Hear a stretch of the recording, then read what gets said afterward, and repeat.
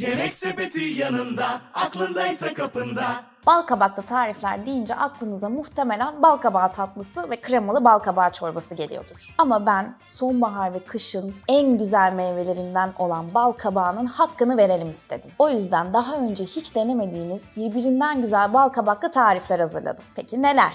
Rengiyle, tadıyla iştah açan bal kabaklı ıspanaklı lazanya. Farklı tatların birleşiminden oluşan kışın favori çorbası olacak bal kabaklı tarhana. İçi baharatlı bal kabak dolgulu, beyaz çikolatalı profiterol. Bize çok fazla yorum yazdınız, o yüzden bu tariflerin bir tanesinde hava fritözü kullandım. Baharatlı bal kabağı ile hazırladığım bir bulgur salatası. Hadi başlayalım. Tarife başlamadan önce size ufak bir sürprizim var. Eğer mutfakta eksikleriniz varsa Yemek Sepeti Market'ten indirim kodunuz tam şu anda ekranda. Kaçırmayın. Baharatlı bal kabaklı profiterol yapacağım. Ama bunun adı aslında normalde hani böyle kafelerde falan gittiğinizde pumpkin spice latte içiyorsunuz ya, aslında oradan aklıma geldi. O yüzden pumpkin spice profiterol diyorum adına. Bir gün böyle otururken bir anda kalktım ve not aldım bunu. Ve bu videoda size bu tarifi yapmak istedim. İç dolgusunda yine pastacı kreması kullanacağım ama bu sefer bal kabaklı olacak. Bal kabakları çok fazla su çektiği için buharda pişireceğim ve püre haline getireceğim. O yüzden şimdi kaynamış olan suya koyuyorum, kapağını kapatıyorum, yumuşayana kadar pişecekler. Bal kabakları yumuşarken ben de profiterol hamurunu yapacağım. Şu hamuru için suyu sos tencereme aldım. Üzerine tereyağını koyuyorum. Toz şeker, bir çimdik tuz. Kaynayana kadar ısıtıyorum. Evet, fokurdamaya başladı. Şimdi unu ilave ediyoruz. Karıştırıyorum. Ve içerisindeki suyu buharlaşana kadar gitmesini sağlayacağım. Yapışkan ilk başta ama suyunu kaybettikçe toparlanmaya başlıyor. Gördüğünüz gibi dumanlar çıkıyor, suyu buharlaşıyor. Boyum yetmiyor ocağın üst kısmına, zorlandım biraz. 1-2 dakika daha böyle karıştırarak pişiriyorum. Sonra soğumaya alacağız. Tabanı böyle bu şekilde kaplandığı zaman hamurla olmuş demektir. Dibini tutturduğunda tamamdır. Şimdi bunu kenara alıyorum. Ayrı bir kaseye koyacağım. Bir 20 dakika kadar soğumasını bekleyeceğim. Oda sıcaklığına gelene kadar soğuması gerekiyor. Yumurtaları ekleyeceğiz çünkü pişmesi. Bal kabaklar pişmiş. Şöyle batırıyorum. Aynen. Süper. İçine hiç suyunu çekmedi. Kendi aroması oldukça güzel bir şekilde içinde kaldı. Kaseye alıyorum. Soğuması gerekiyor. Püre haline getireceğim. Sonra kremanın içine koyacağız. Biz de o sırada kremanın sütünü ısıtmaya başlayalım. Sütü koyuyorum ve kaynama noktasına gelene kadar ısıtıyorum. Kenarlarda hafif bir titreşim olmaya başlıyor. Kaynama noktası demek o.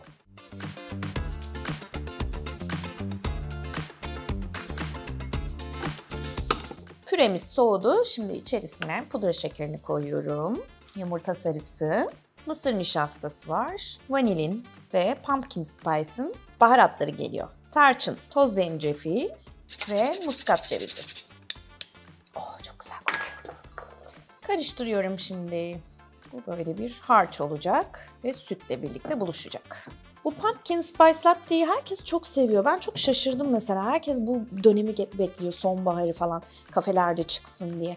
Siz de öyle misiniz? Yorumlarda yazın. Hani böyle pumpkin spice bağımlısı olan varsa böyle aranızda, içinizde duymak isterim. Ayrıca bu tatlıyı da çok seveceksiniz demektir. Bal kabaklı karışım hazır. Şimdi bunun içerisinde yumurta olduğu için sıcak süte bir anda koymamamız gerekiyor. Temperlememiz lazım. Yani ısılarını eşitleyeceğiz. Evet, ısılar eşitlendi. Şimdi bunu tekrar tencereye alıyorum ve koyulaşana kadar pişiriyorum.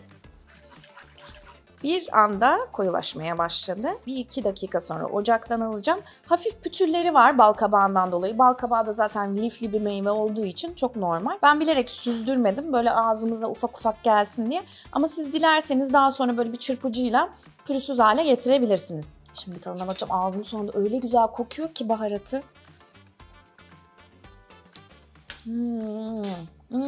Bu var ya, tek başına böyle muhallebi gibi yersin, böyle bardak tatlısı yaparsın. Harika olmuş, benden söylemesi. Yani profiterol yapmaya falan üşenirseniz sadece bu kremayı yapın. Üzerine biraz bisküvi falan koyun. Tarif içinde tarif verdim. Daha ne yapayım? Soğumaya bırakıyorum. Birazcık böyle kabuk tutmaması için soğuduktan sonra üzerine streç film koyacağım ki böyle fazla zayiat vermeyelim. Profiterolümüzü hazırlamak için yumurtalarını koyacağız. Hamurumuz soğudu çünkü. O tarafa doğru geçelim. Oda sıcaklığından daha fazla soğumuş hatta. Yumurtayı teker teker içerisine ilave ediyoruz. Pürüzsüz bir hamur olana kadar karıştıracağız. Ama muhakkak yumurtaları teker teker ilave edelim. Hepsine ihtiyacımız olmayabilir çünkü. Hiçbir hamura dönüşmeyecekmiş gibi oluyor. Topak topak oluyor ama hiç korkmayın. Yavaş yavaş düzelecek. Her seferinde yumurtayı iyice yedirin hamura. 4. yumurtayı da koyduk ve hamurumuz hazır.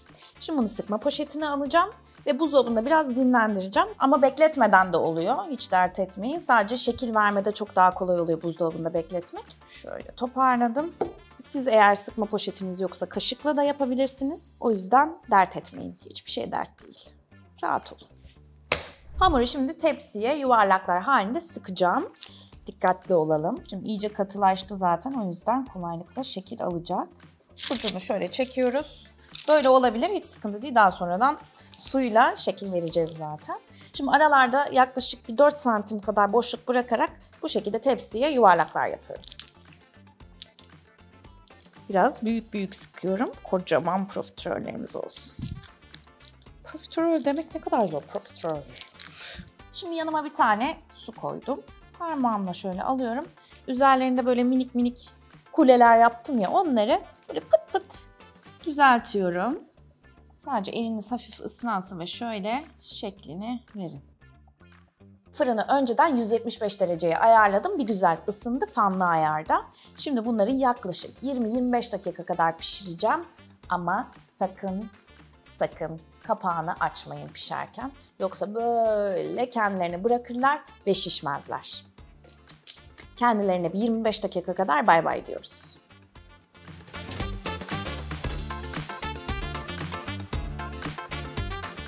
Çok mu güzel olmuşlar? Evet.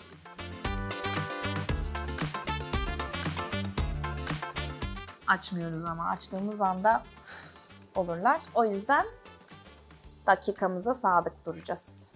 Profiterolün üzerine dökmek için beyaz çikolatalı sos hazırlayacağım. Hafif bir sos seçtim çünkü içerisindeki o bal kabaklı iç dolgunun tadını hissetmek istiyorum. Beyaz çikolatayı benmari usulü eritiyorum ve kremayla karıştırıyorum. Bu kadar. Profiterol hamurlu... Çok zor söylemek profiterol. Profiterol hamurumuz hazır, pişti, soğudu. Şimdi şuradan ufak bir delik açacağım ve içerisine kremamızı koyacağız. Profiterolü artık güzel bir sunumla sizlere gösterme vakti. Beyaz çikolata sosunu yapmıştık, o soğudu. Profiterolleri beyaz çikolataya bandırıp tabağıma diziyorum.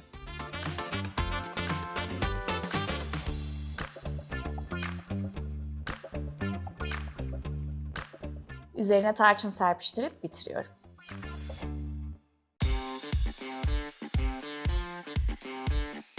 Şimdi bal kabaklarını tavaya koyuyorum. Çok az ıslanacak kadar su ilave ediyorum. Biraz tuz. Tuz gözümün önünde görmüyorum. Kapağını kapatıyorum. Orta ateşte yumuşayana kadar pişiriyorum. Bu pişen bal kabaklarını beşamel sosunda kullanacağım. O yüzden beşamel sosun bazını da şimdiden hazırlıyorum. Yani bal kabaklı bir beşamel sosu olacak. Tereyağını ekledim, kızdırıyorum. Tereyağımız kızdı. Tereyağımız ama hepimizin tereyağı. Tereyağı kızdı, unu ekliyorum. Unun kokusu çıkana kadar. Bu klasik sözü söylemeden edemedim. 1-2 dakika kavuruyorum. Bir dahakine takoz koyalım şuraya ya. Böyleyim yani. Sütümüz geliyor. Tuz. Bir tutam karabiber ve muskat rendesi. Hızlı olmamız lazım. Çırpacağız çünkü. Muskat rendesi. Şimdi koyulaşana kadar çırpıyorum. Niye böyle hızlandıysam çat kapı özleyenlere.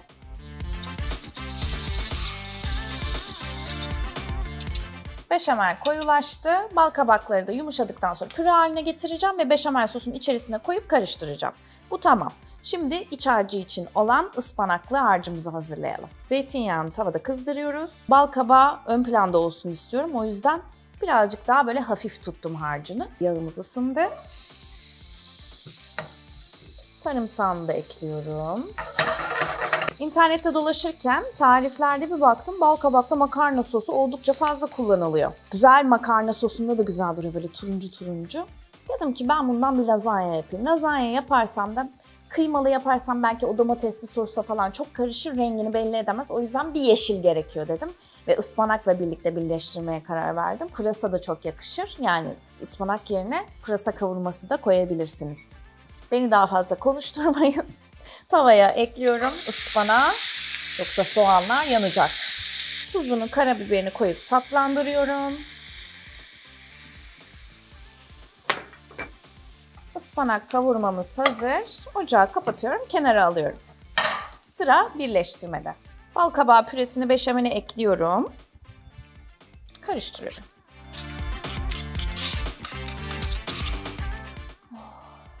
Bal kabak kokulu beşamel. Müthiş. Şimdi ben lazanyaları böyle bir 30-40 saniye kadar sıcak suda tutup ondan sonra hazırlıyorum. Siz tabii ki de böyle direkt olarak da pişirebilirsiniz. Sulu bir sosunuz olduktan sonra sıkıntı olmuyor. Ama eğer beşameliniz biraz kuruysa böyle katır kutur oluyor. O yüzden onu sevmiyorum. Ben biraz daha böyle börek kıvamında lazanya sevdiğim için dediğim gibi böyle kaynar suda 30 saniye, 1 dakika kadar bekletiyorum. Sonra hemen soğuk suya alıyorum ki hamurlaşmasın diye. Sonra da lazanyamı hazırlıyorum. Beşamelimden şöyle tabana birazcık koyuyorum. Lazanya yapraklarından alıyorum, yerleştiriyorum. Tekrar üzerine beşamel. Ispanaklı harcımız. Yayıyorum. Ve rendelenmiş mozzarella peyniri. Kaşar peyniri de koyabilirsiniz ama ben bunu daha hafif buluyorum tadını. O yüzden rendelenmiş mozzarella kullanıyorum. Biraz üzerine serpiştiriyorum. Aynı işlemi borcam dolana kadar yapıyorum. En üst kısma beşamel, sonra mozzarella peyniri koyuyorum.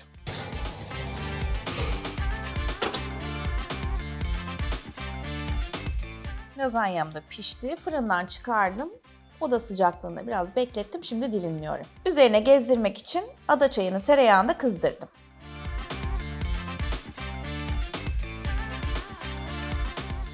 Ve hazır.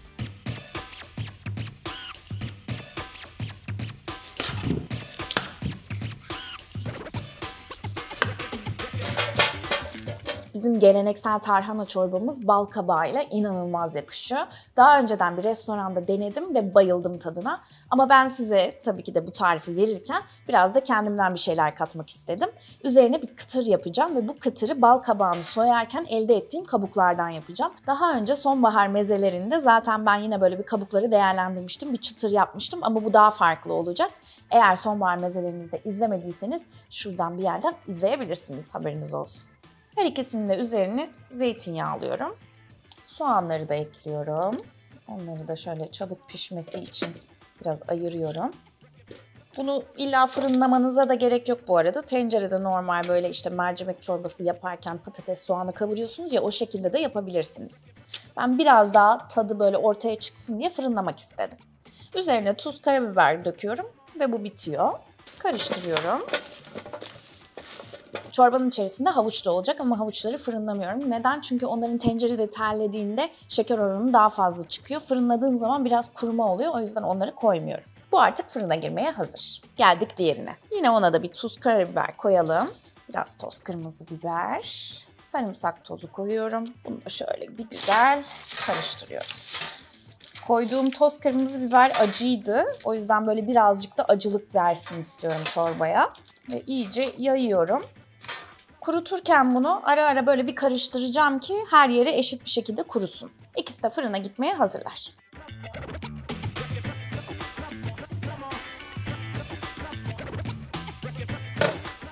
Fırınladığım kabaklarım hazır. Soğudular onlar bir köşede biz hazırlanırken. Şimdi tencereyi ısıttım. Zeytinyağını döküyorum. Havuçları biraz terleteceğim. Üzerine taze zencefil de rendeliyorum bir tutam. Tam bir kış çorbası. Havuçlar terledi. Baharatları ekliyorum. Tuz, karabiber klasik, zerdeçal ve toz kırmızı biber. Şöyle bir baharatların da kokusu çıkana kadar kavuruyorum. Bal kabakları da içerisine giriyor. Şöyle bir kavuruyorum. Biraz su ekliyorum. Havuçlar iyice yumuşasın diye. 2-3 dakika bu şekilde pişiyor. Kapağı açıyoruz. Havuçlar yumuşamış. Tarhanayı ekleyeceğiz. Ama ondan önce sıcak tencereye eklemek istemediğim için suyunu koyuyorum. Suyumuz soğuk ve et suyu koyuyorum. Et suyu istemeyenler koymayabilir ama oldukça güzel bir tat katıyor. Ve suyla açıp beklettiğim tarhanayı da içerisine ekliyorum. Şimdi kapağını kapatıyorum. Kısık ateşte yavaş yavaş koyulaşana kadar pişiriyorum. Daha sonra blenderdan geçireceğim. Bir parça tereyağı ekliyorum. Şimdi tadına tuzuna bakalım. Kabuklarını değerlendirmek için onları kurutmuştuk. Şimdi onları blenderdan geçiriyorum ve artık servise hazırlıyorum. Kıtırlarımız hazır. Tavada zeytinyağını kızdırıyorum. Üzerine nohut, tuz, pul biber ve toz kırmızı biber koyuyorum. Karıştırıyorum.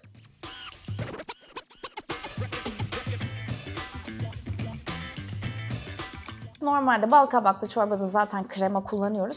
Bunda da böyle bir ekşilik gelsin diye bir parça yoğurt koyacağım. Gerçekten çok yakışıyor.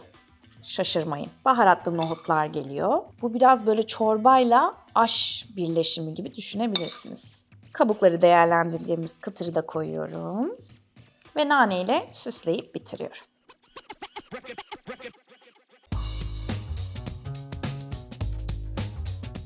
Hava fritözünde bal kabaklarımı pişireceğim. Zeytinyağını küp doğradığım bal kabaklarının üzerine koyuyorum. Üzerine tuz, karabiber, toz kırmızı biber ve kimyon koyuyorum. Bu salatanın sosunda tahinli limonlu bir sosumuz olacak. Bal kabağına tahin zaten çok yakışıyor. Tahine de kimyon çok yakışıyor. O yüzden böyle dengelesin istedim. Birazcık kimyon koydum. Çok fazla koyarsanız çok baskın olur. O yüzden dikkat edin. Şimdi karıştırıyorum. Tüm baharat bal kabaklarının her yerine gelsin. Bunu fırında yapabilir miyim diye soranları duydum şimdi. Fırında tabii ki de yapabilirsiniz. Pişirme kağıdı koyun altına yaklaşık 180-190 derecelerde fırınlayıp yumuşayana kadar pişirebilirsiniz. Hava fritözü olanlar için de hemen şöyle haznesine koyuyoruz. Yine bunda da yaklaşık 185-190 derecelerde 10 dakika kadar pişiriyoruz. Salatamızın tüm malzemeleri hazır. Şimdi birleştireceğiz. Bulguru daha önceden haşladım, soğuttum. Bir kaseye koydum. Kırmızı soğan, taze nane, bol ceviz, roka. Rokaların büyüklerini ortadan ikiye bölüyorum ama küçükler var aralarda. Onları doğramıyorum. Ve soğumuş olan bal kabaklarını ekliyorum.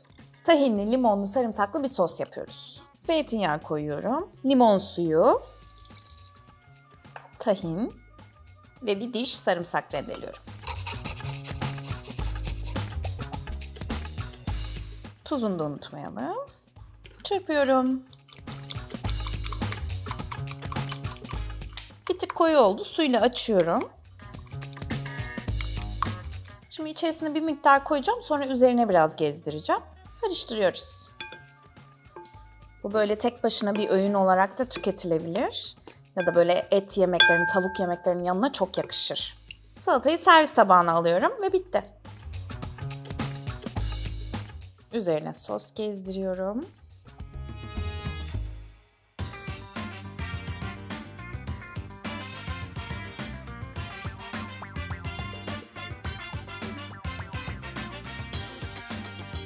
En güzel kısma geldik. Artık hepsinin tadına bakabilirim. Çorbayla başlıyorum. Şöyle biraz yoğurdu karıştırıyorum. Hem nohuttan hem çıtırdan alıyorum.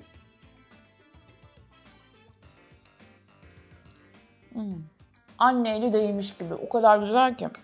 Bir kaşık daha aldım. Videoya başlamadan önce de söylemiştim. Bal kabağıyla tarhana farklı lezzetlerin muhteşem birleşimi. Özellikle üzerine koyduğum nohut, ekşi yoğurt bu kışın favori çorbası olacak. Gerçekten buna inanıyorum. Salatayla devam ediyorum. Şöyle hem yeşilliğinden hem bal kabağından alıyorum.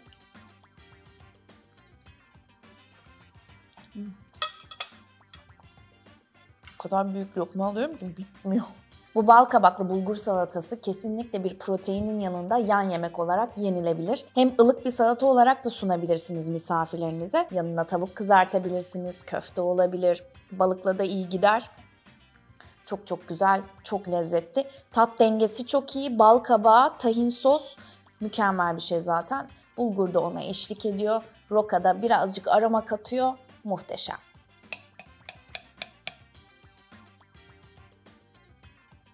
Koca bir lokma.